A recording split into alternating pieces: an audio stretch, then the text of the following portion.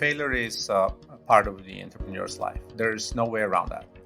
Another maybe Chinese saying is a master has failed more times than an apprentice has even tried, right? And that's a fact, right? Imagine if you're learning, if you're studying something or learning, like let's say playing an instrument or writing or development or design. Imagine the master showing you how to do that. Imagine how many years, if not decades, they've spent doing stuff and how many mistakes they've made over the years, right?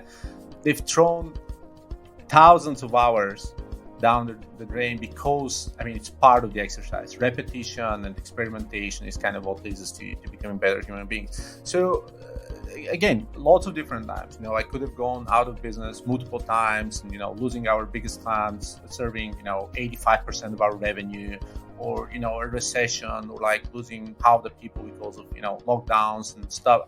Lots of different examples. Honestly, but it is part of life. It's you wake up the next morning and it's going to be another day at work, and there are going to be ups and downs, people leaving or sick leaves or so, clients maybe leaving or so. It's about resilience.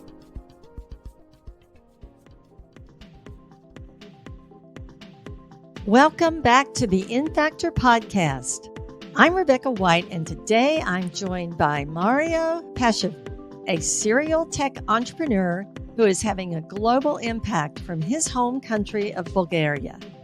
Currently at the helm of both Rush.app and DevriX, he's proving how strategic time management can shape the entrepreneurial landscape. But Mario isn't just building businesses. He's giving back by educating and coaching entrepreneurs.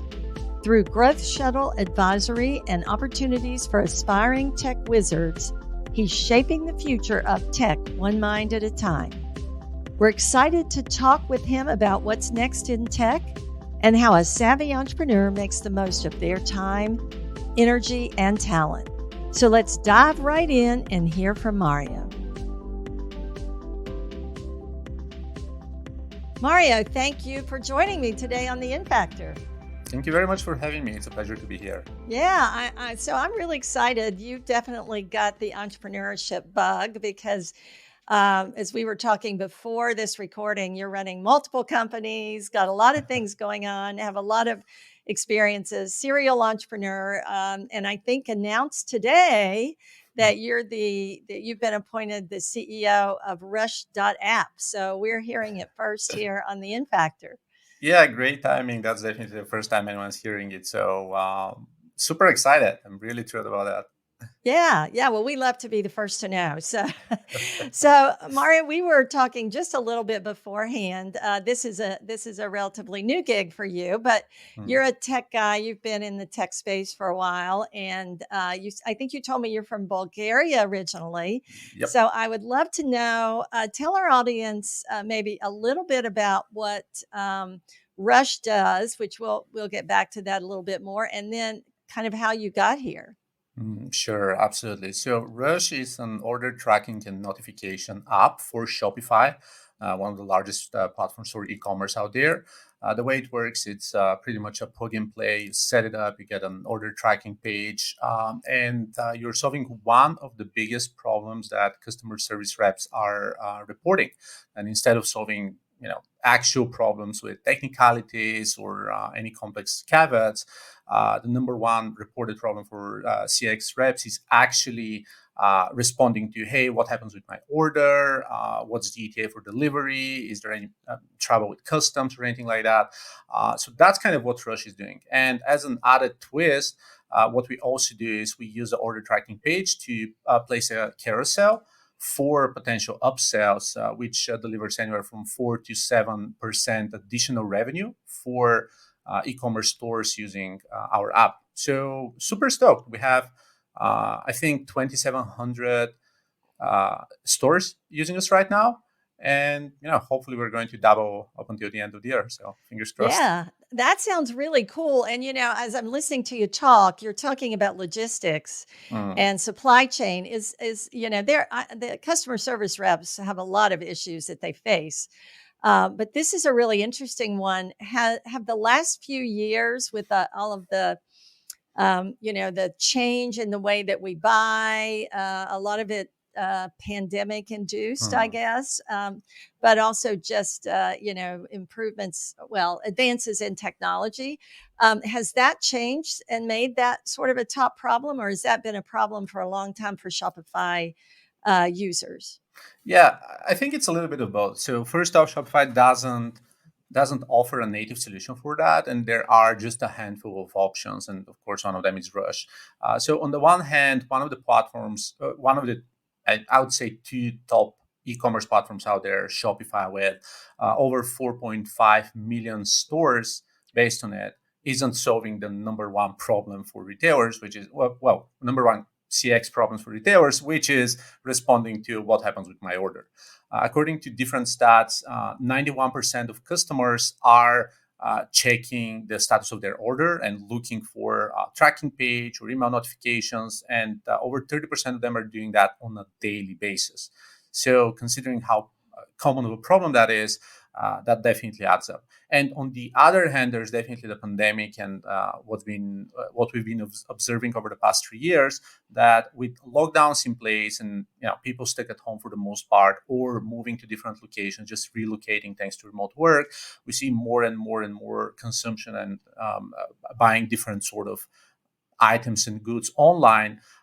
And kind of the market has expanded almost 4 times over the past 3 years, which of course increases the number of stores, number of products, number of orders, and that problem isn't getting any easier without the right solution in place. Yeah, yeah. And we're, like you said, we're all buying. And, having been in this entrepreneurship space a long time, I remember some of the companies that tried 15 years or more ago to create something like an Instacart, for example, and it didn't work. People Yeah. just weren't ready. But now we're ready to let other people do our grocery shopping. And one of the areas that I'm interested in personally is independent book author. And as somebody who's recently written a couple of books that were published by a publisher, I'm really intrigued by this idea of selling my own books online, and Shopify is sort of the number one opportunity. Like you said, it's probably the top technology that's accessible and no code, easy to use for a lay tech person like myself. So I see a big opportunity there for you. That's really exciting. So let's back up a little bit. You mentioned that you're from Bulgaria originally. How Yep. did you get into the tech space, and how did you become an entrepreneur? And what are some of the other things that you've done along the way before you got to Rush? That's a wonderful question and a great segue to something I want to comment with regards to books. So I'm going to start here first. I built my first static website back in 1999. So I've always been hooked to computers and technology, and I was, lucky enough to have access to a computer at home, over 25 years ago. So this definitely led to me spending an unhealthy amount of time poking with technology and trying to solve problems that weren't really easy to solve back in the day. So at a very early age, I started looking for computer science books or any tutorials and resources that were virtually unavailable out there, right? Right now, we Sure. have everything at the tip of our fingers, right? We can, first of all, buy books off of Amazon. We have Kindles. We have tons and tons of resources and tutorials and e-courses and YouTube and so many things. And 20 something years ago, we didn't. And you remember that time, right? It was just a different reality. So we were kind of gathering with other folks and going to internet cafes and downloading TXT files off to floppy disks in order to read and consume at home. Yes, yes. It was just crazy. So fast forward a couple decades, I went through computer science education, started working in corporations, enterprise, and launched my first ventures. One of them was a theme startup, and then an agency that's still running with about 50 people, headquartered here in Bulgaria, profiling in WordPress. And over time, we've been serving tons of different customers, both e-commerce and publishers and B2B businesses, including some Fortune 500s and some banks. Especially over the past few years, we've just been profiling more and more into generating more sales online, either through direct e-commerce or digital commerce or affiliate newsletters as well, and ads for publishers. And kind of one of the verticals we've been spending a lot of time was e-commerce, which is why Rush is such an interesting proposition for us. And one thing that you mentioned that I really find interesting is you mentioned you are a book author. So am I, by the way.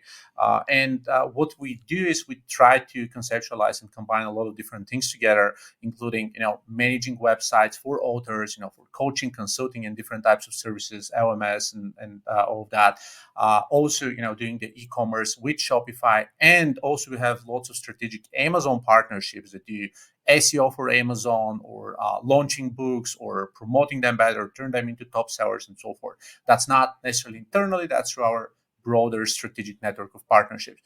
So we believe that all of these play very well together, and that ecosystem is really broad, taps into different types of services, and kind of the broader of a strong network you can build, the easier it is to work with broader suite and portfolio of customers to solve so many different problems, all related to digital purchases. Yeah. Wow. So, what I love about your conversation is that you're a problem solver.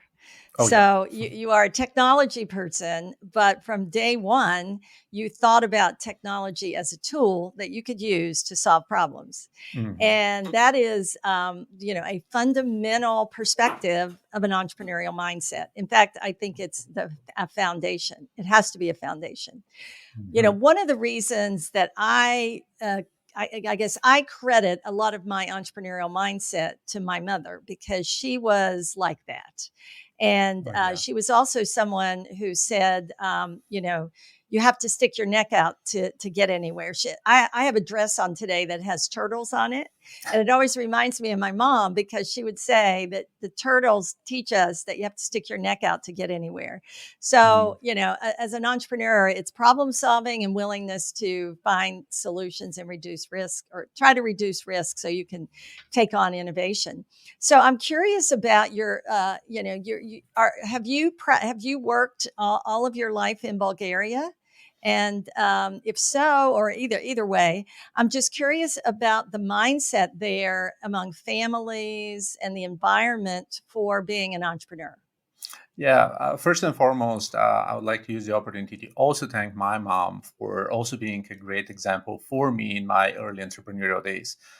She's been running an accounting firm for like 30 years, and I mean, just knowing that private companies and entrepreneurships are a thing definitely gives you the chance to not necessarily work for the man, but also consider both opportunities that compare. So kudos to all the great moms and dads and big brothers and sisters out there who have inspired all of us to do what we do.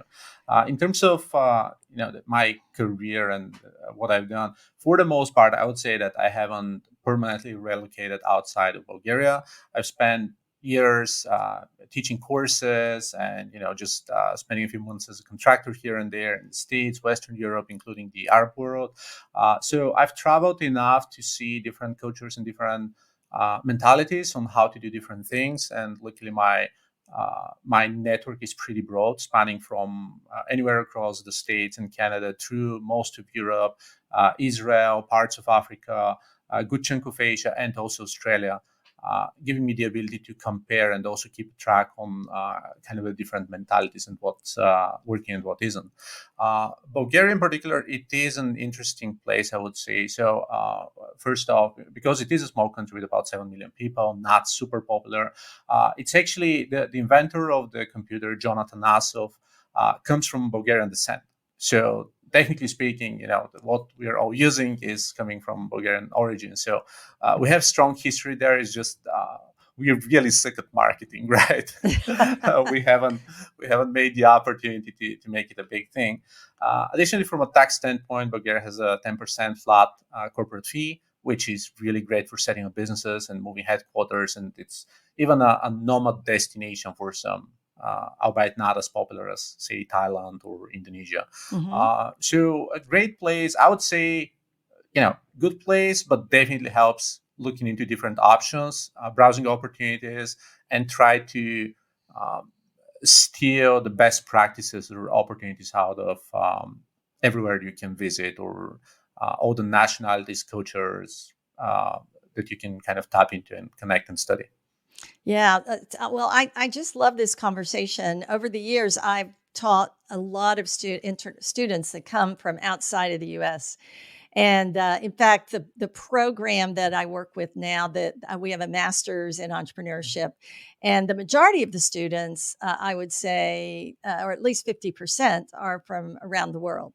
Mm, And we get students from at my university from I think 135 countries or something. So it's very diverse. But what I find is that there are some cultures. I have students that say, my parents would only consider it, education for me if I was going to be an engineer, mm. a lawyer, a doctor. Yes. There were certain professions that were Mm, accepted, but others that weren't. And entrepreneurship was in some cultures, it's not accepted. mm, In the United States, it's kind of been the foundation of what we've been built on. But I've also done a lot of travel and gone to a lot of other countries, and I find that there's a real hunger and a real entrepreneurial spirit, yes. among the people that I've worked with. And so, I think there's a lot of exciting pockets of entrepreneurship that the world doesn't know about. And so I'm really fascinated by your story. Um, and I know what you mean about, we don't, countries and communities don't often market themselves well or tell their story. Yeah. So I'm really excited that we could talk today and kind of share that a little bit more. So let's talk just a little bit more. So you've been in this tech space for a long time. I'm really curious about you. You would you consider yourself more of a front end or back end developer, or both? And sort of, where do you see the opportunities if someone is listening to this and they have some skills? There's so much going on right now. AI is just Mm. totally, it's It's a blowing my different game. mind. I got to tell you, I'm having fun playing with it, and it's just fascinating to me. We've got so much going on with blockchain and Mm. NFTs and crypto, and I want to ask you. I have to ask you about crypto in a few minutes, but if you're up for that. But I'm just curious, where do you see opportunities? I love what you're doing, which is really kind of taking a business problem and finding a technology solution. And I think that's always going to be, a great approach. But what kind of opportunities do you see for young entrepreneurs? Yeah, totally. It's funny. So first off, in terms of my own background, it is in backend software engineering. I used to build Java applications. I spent many thousands of hours teaching technical courses. Actually, some of my resources have been taught at MIT, VMware, SAP, and lots of other places across the world. So I've spent my fair share of time actually teaching young software engineers, and not just young, but anyone trying to move to software engineering. So extremely passionate about that. I see a lot of potential in that, and even with the pandemic, even with AI, with everything going on, there's still enough demand for software engineers over the next maybe 20, 30, 40 years. So in terms of opportunities, there's it's an uncharted territory. So many different options, regardless of whether you're backend, front end, DevOps, data engineer, data scientist, pretty much everything that's tied to making systems work better, scalable systems, analyzing data, fintech, which is again extremely popular right now since you mentioned crypto as well. All of that needs so much human labor, and not just labor, but creativity, but the ability to collaborate and kind of figure out really complicated problems together and solve that at scale and solve that for so many different organizations. Now, uh, the past year has been pretty turbulent for different markets, including the crypto space, but not just. S&P has been down, Nasdaq was down immensely, with like almost 60% at some point, at least some of the companies on the listing on the index. And but this is temporary, right? Nobody can kill Microsoft or Meta or Apple or Amazon in the coming, I don't know, 2 decades or more. It's virtually impossible. Whenever you have a user base of over 1 billion people using you, uh, being signed up subscribers, regular consumers, fully aware of the brand, following updates, it's how do you stop a business like that, right? It's impossible. And all these companies will keep needing resources, even if they pivot into something else, like the metaverse or like a different version of Web3 or the new version of NFTs that we're going to use for currencies or whatever else is coming next. Yeah, lots of opportunity. Then that one of the things that I've noticed over the last year and a half, 2 years is uh, this increasing trend for the workforce to be more, especially in the tech space, work on a more freelance approach. And, companies are now trying to figure out how to manage a freelance workforce. Freelancers are trying to figure out how to how to be that, because you don't have the support of the company around you. And I know you mentioned that you were a book author, and I know that at least a part of that was talking about what it's like to be a solo entrepreneur. And so I'm just curious about your thoughts on this whole movement, if you will, towards freelance workspace. Do you think it's important for that workforce to have an entrepreneurial mindset? I mean, are we talking about sort of turning more and more people into entrepreneurs with this kind of movement? Yeah, that's a loaded question, and I have so much to say about it. I think we can turn it into a series, probably a separate a separate sequence, a mini podcast. But to your point, and talking about local regions and whatnot, I organized the largest freelance conference back in Bulgaria in 2008 or 2009, which was Wow, a long time ago. Yeah. it was a long time ago. It's about Yeah. 15 years ago, and that was right near the end of the great financial recession. Yes. Yes. And it kind of sparked similar opportunities, right? Lots of layoffs, lots of people being unemployed, but possessing specific qualities and skills that turn them into great freelancers. So I try to tap into that, especially in the era of very limited remote full-time opportunities.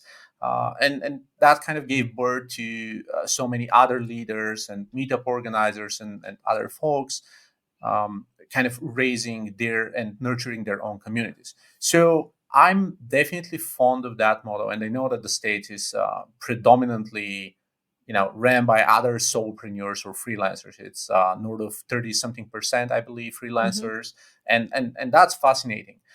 So what I really think is the missing piece is something that you referred to me a bit earlier, is getting a problem and kind of applying a technical solution to that specific problem. I think that what's missing for most freelancers out there, especially the ones that are not necessarily super successful, are just trying to provide a service, especially a commodity service. Hey, I'm doing, I'm a writer, I'm a photographer, I'm a marketer, so what? What's the specific problem you're solving? What's your unique selling proposition? What's the target market? What's the unique angle that you have compared to the other many hundreds of thousands of people doing the same thing, right? I'm definitely in favor of doing freelance either as a side gig or trying to do that full time. Both are equally acceptable from where I stand. But it's really hard to just be yet another writer, yet another designer, yet another developer. Niche specialization and focus and trying to elevate yourself by solving a specific problem for a specific audience and specific market, that carries so much value. And I'm going to give an example right now with Rush, right? So as I'm stepping in, we're expanding a large suite of different opportunities to brand ourselves better and reach different audiences.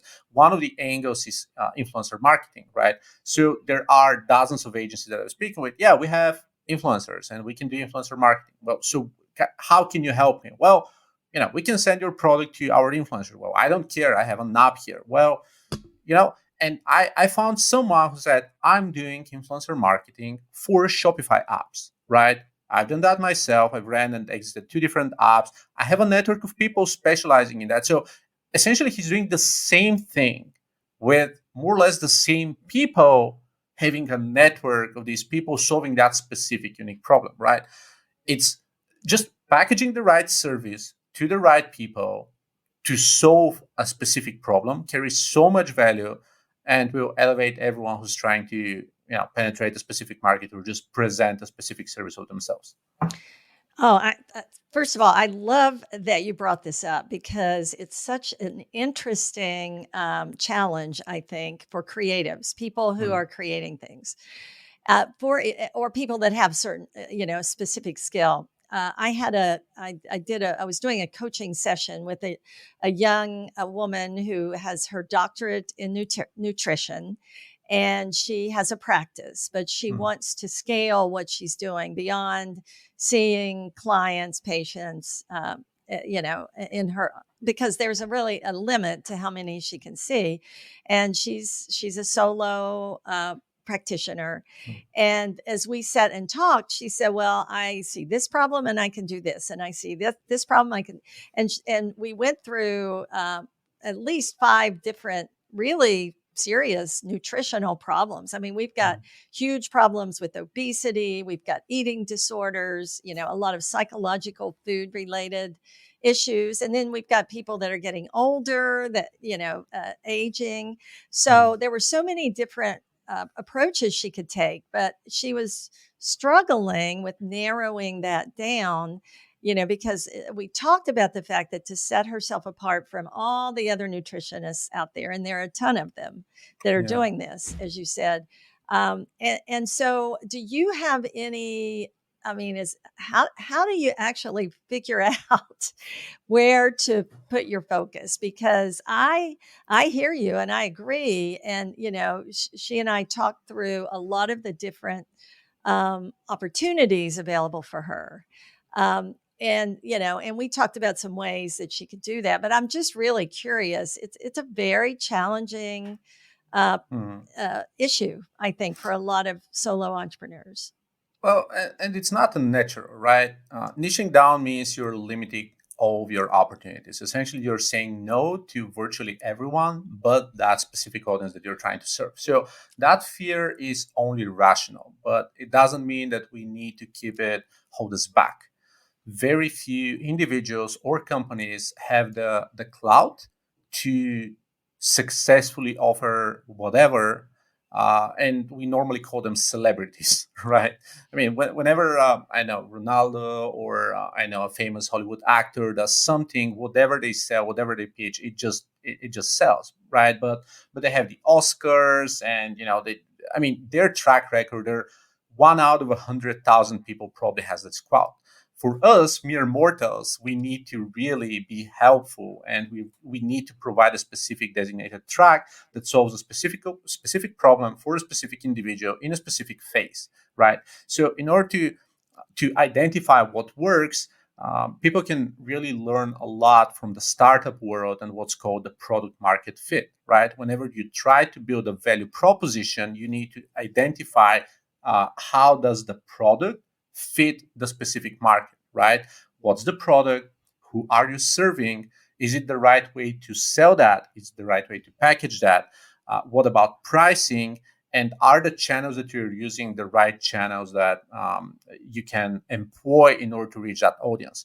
These are essentially, this is kind of the framework that you can use to identify that. So if you want to break it down and segment it even better, think about, again, location. Is it something that you can do regionally? For example, you may know French because you live near Canada, right? Can you serve the French market? Can you serve an African country that also speaks French, right? We shouldn't limit ourselves limit ourselves solely to, let's say, Canada, or maybe we can focus on the part of Switzerland that speaks French, right? Look for these local opportunities that gives you an edge, right? So that's kind of one thing, local. Then there's industry, then there's a business size, then there's a specific product core skill, then niche down your specific solution. Say copywriting, right? I'm a writer. What do? Do you write books or articles, landing pages, sales emails? What is it? There's so many different things. Maybe you craft email courses, maybe you do white papers, right? So many different ways to segment. So people can just go and try to find the so-called blue ocean, right? Whenever you offer a broad solution, you're competing with everybody. Try to be the bigger fish in a smaller pond. Once you become successful, you can start to expand a little bit. You can add a new solution here and there.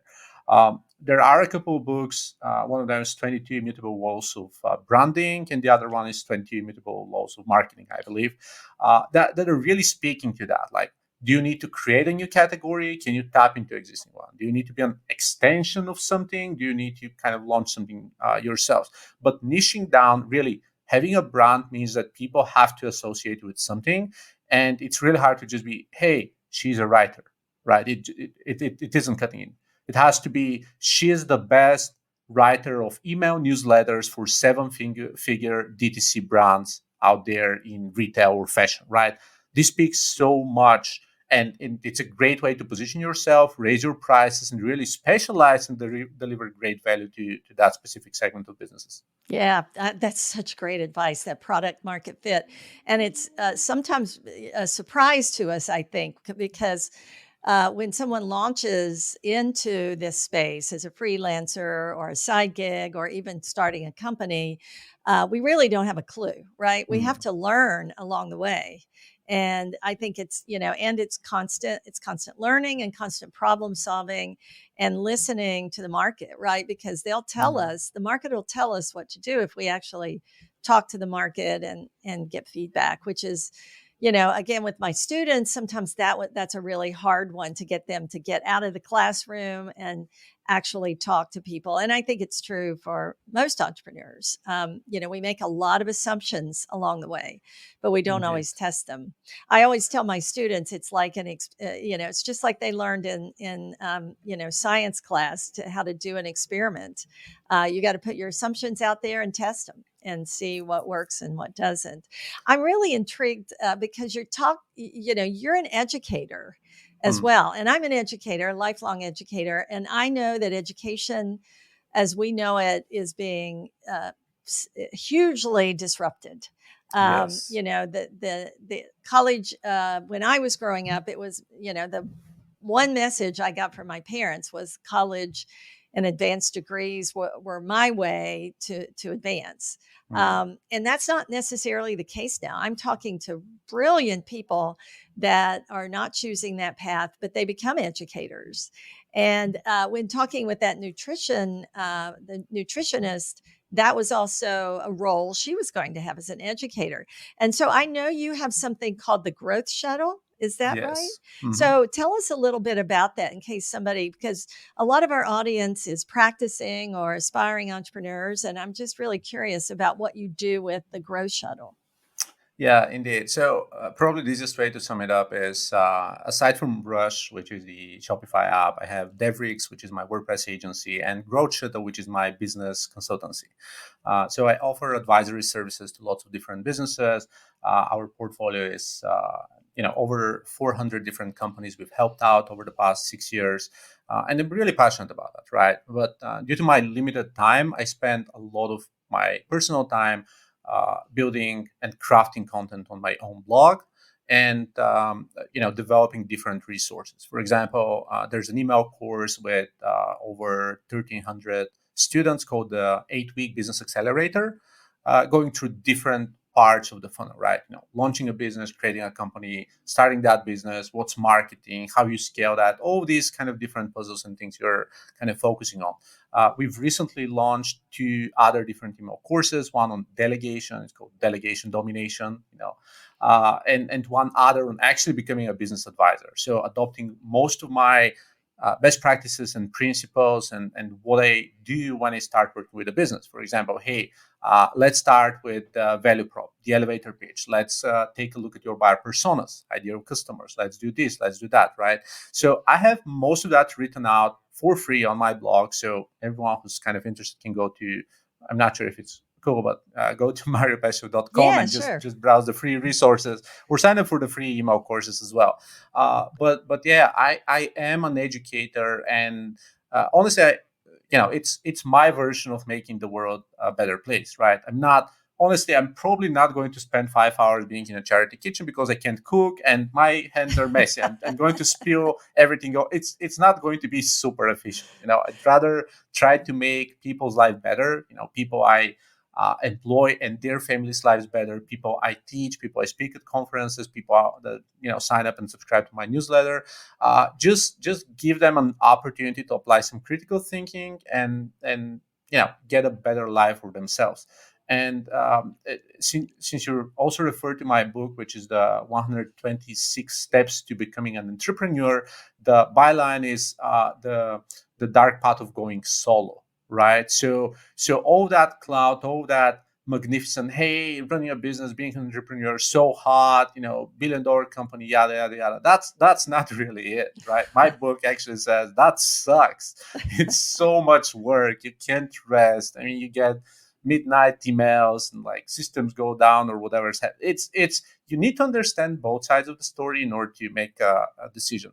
And one last example on that, I was speaking this Friday evening. There was a startup weekend for the high school I went to. It's a semi high school, semi college, but they had a startup weekend, right? So kids age 16 to 18, literally young kids, but building actual world like projects, like the great hackathons that we know of.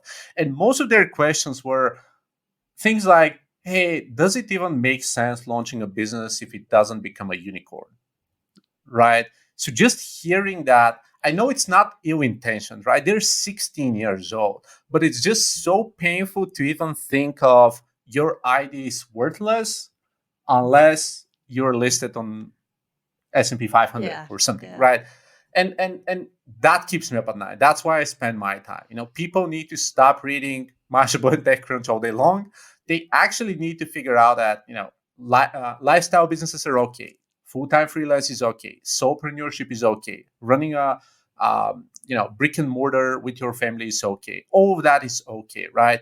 A 10-person business, 20-person business is great. 50-person business is incredible. You don't have to be the next, again, enterprise multinational corporation in order for that to count.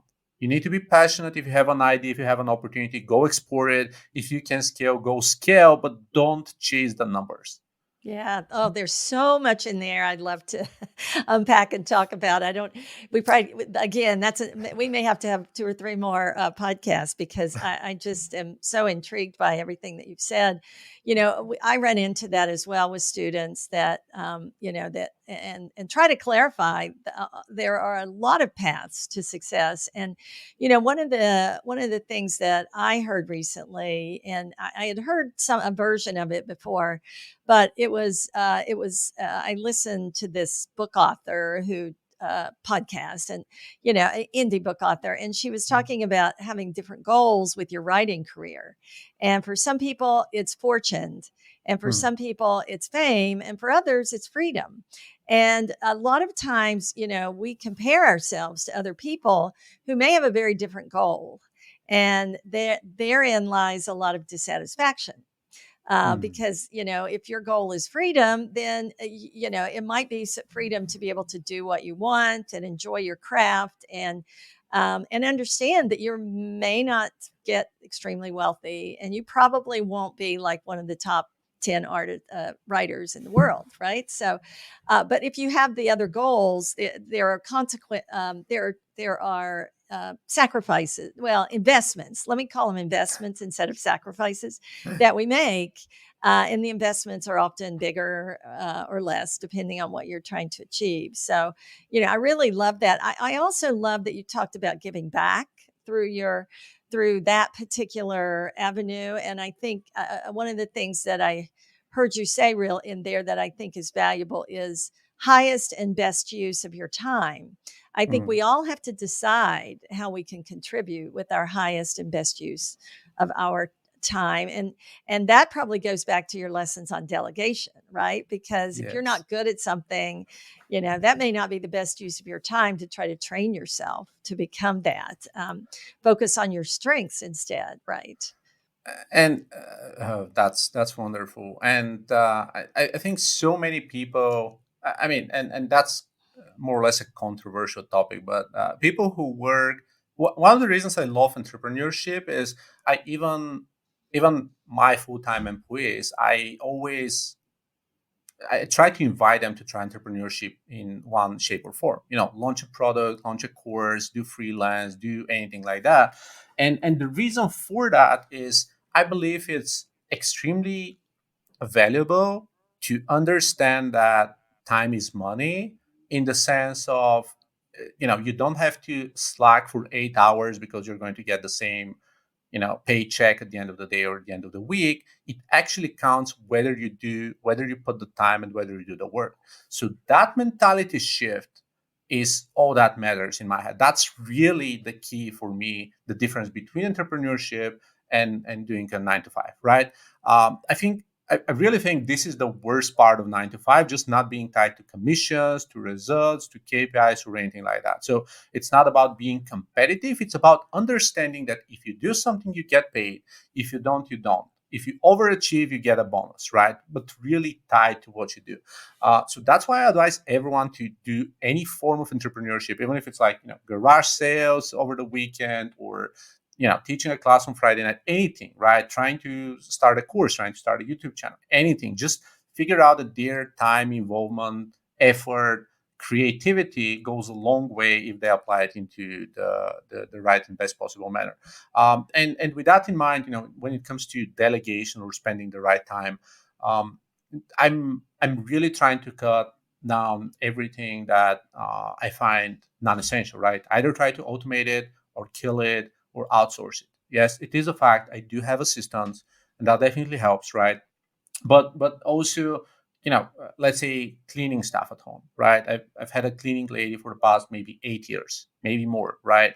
I know a lot of people are saying, hey, that's an unnecessary expense, it's luxurious or something like that. Well, no, I'm not spending 8 hours a week myself doing mundane tasks that I don't enjoy. I'd rather get an extra couple hours of sleep over the week, get fresh energy and mentality, and spend 6 extra hours working and making up for that for several weeks ahead of time, right? And again, I'm saying it is a controversial topic. Not everyone's at that place, but it's more about thinking about that, right? What can I do with that spare time? What can I do if I don't, get at home at 6 p.m. and watch, binge Netflix or go out with friends and drink beers every single night? What can I do with that specific time? And again, entrepreneurship is not for everyone. Lots of people just want to laid back life, chill, not a stressful job, spending, all their holiday days or bank holidays, whatever it is. And it is fine. But as you said, it's not compromises or so, it's investments, right? If you want to have a specific life, you have to invest in that life. If you don't, well, it is a choice after all, at least for 99% of the people. Yeah, and it's an okay choice to have Yeah. to, and I think getting honest about that. I love that. I love that you talked about that, because it really is about, what is your goal? What are you trying to achieve? And what does it take to get there? And how do you get the most out of each hour of your day? And where else can you use other people?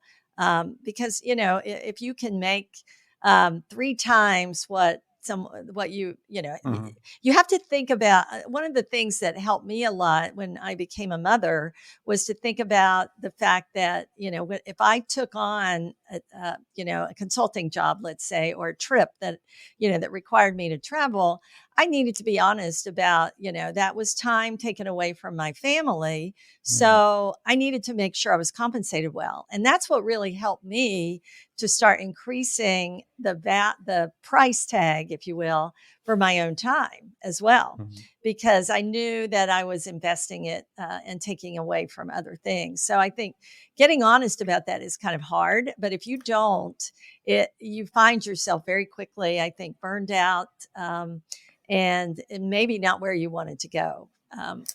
It's you have to check those milestones along the way and make sure you're on the right path.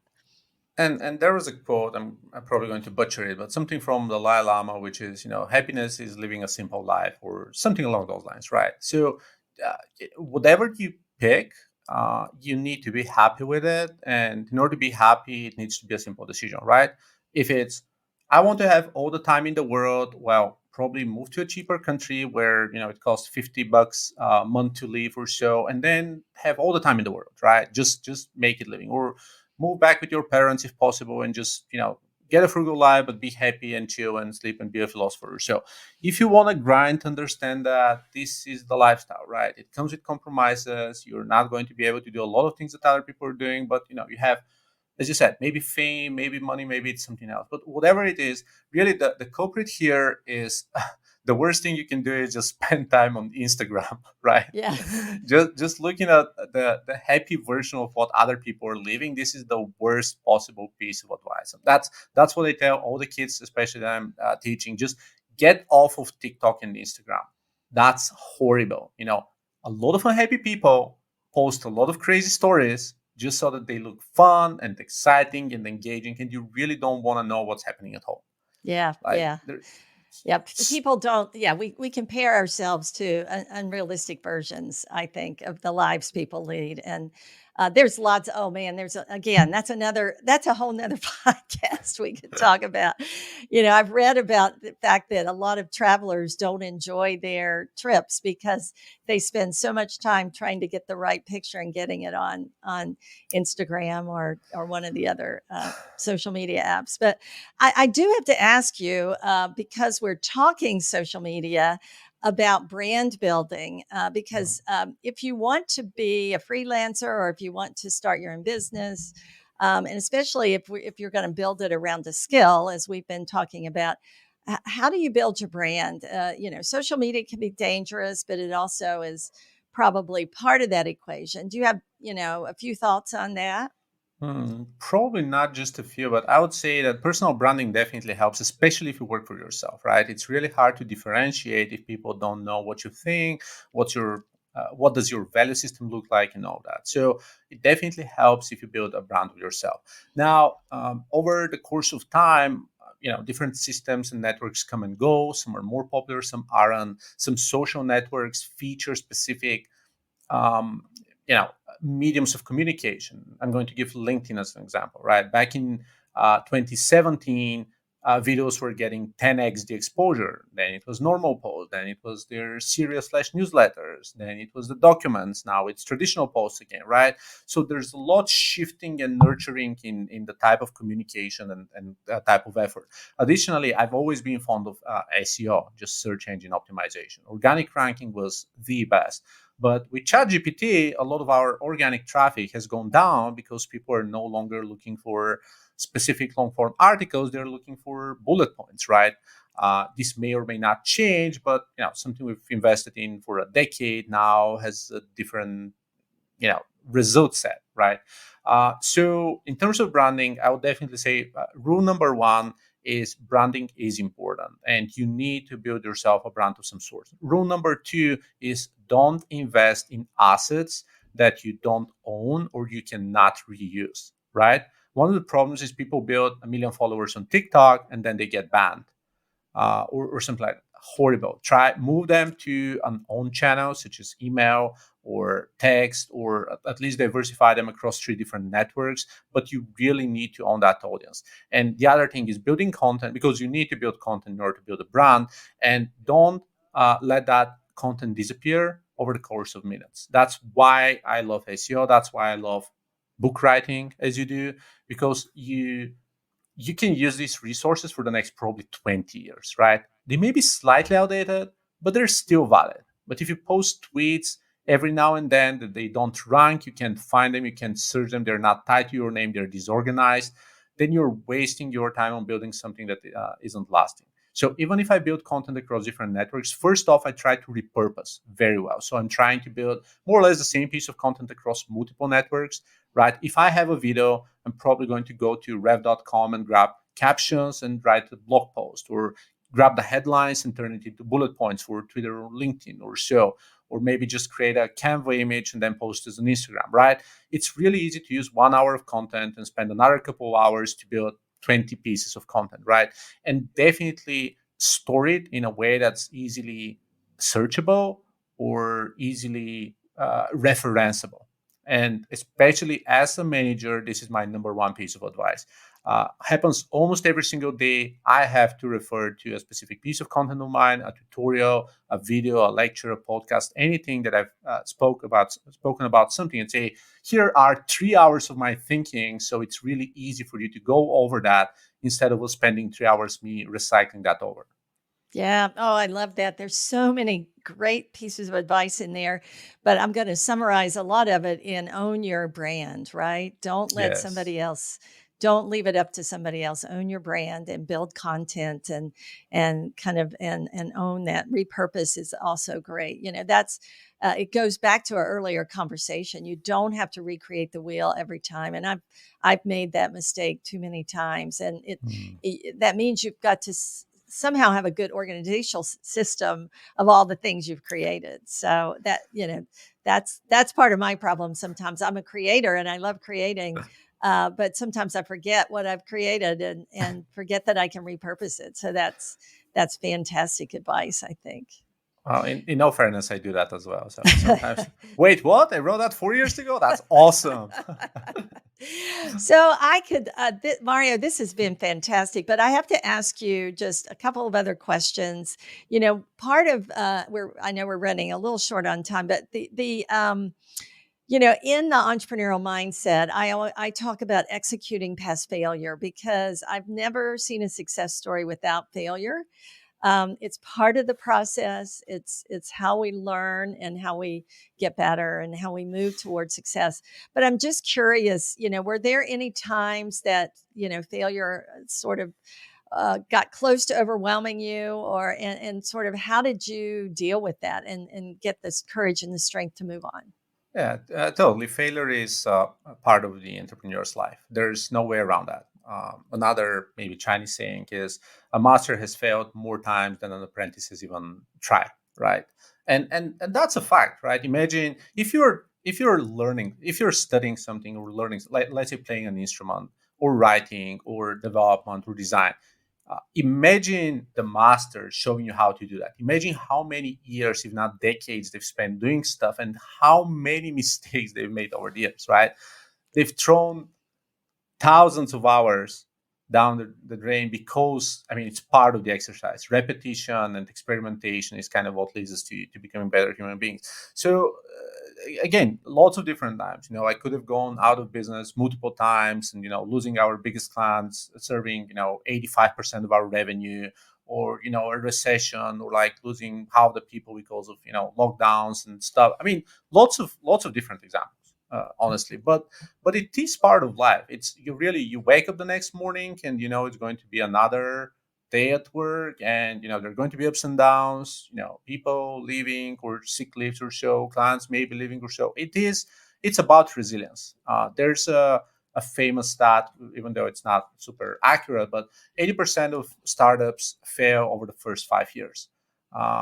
Could be anywhere between 60 and 90 for all that matters, but for the most part, it's a fact. But think about it. Once you cross the 5 years, it gets so much harder to be neglected and to disappear. Once you cross 10 years, it gets almost impossible to go out of business.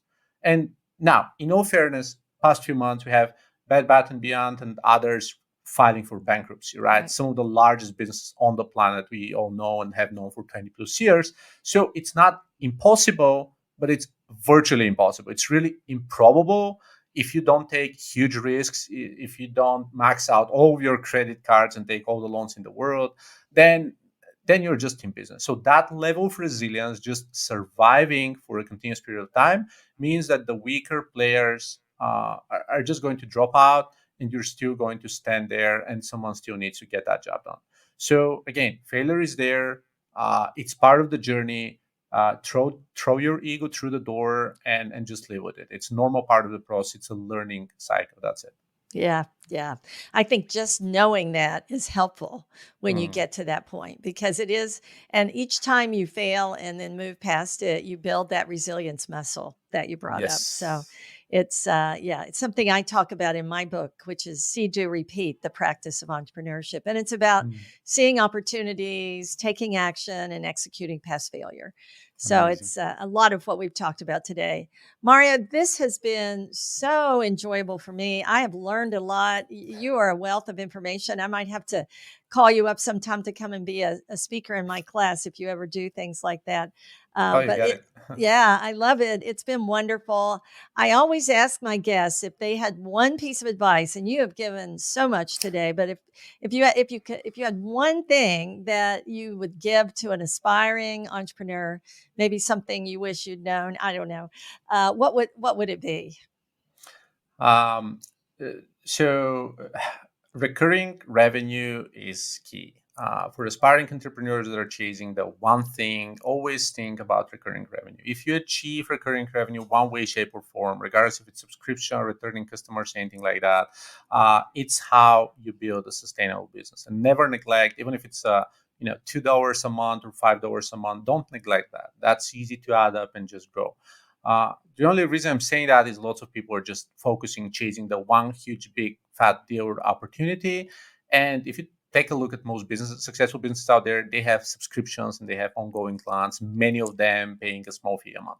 So don't drop that opportunity. It really is bigger than what you'd anticipate. And I honestly wish I knew that a long time ago. Yeah, that is great advice. I think I've heard it also said, out of cash is out of business. So you got to have money coming in regularly, right? And Indeed. that reoccurring revenue is great advice. So Mario, this has been great.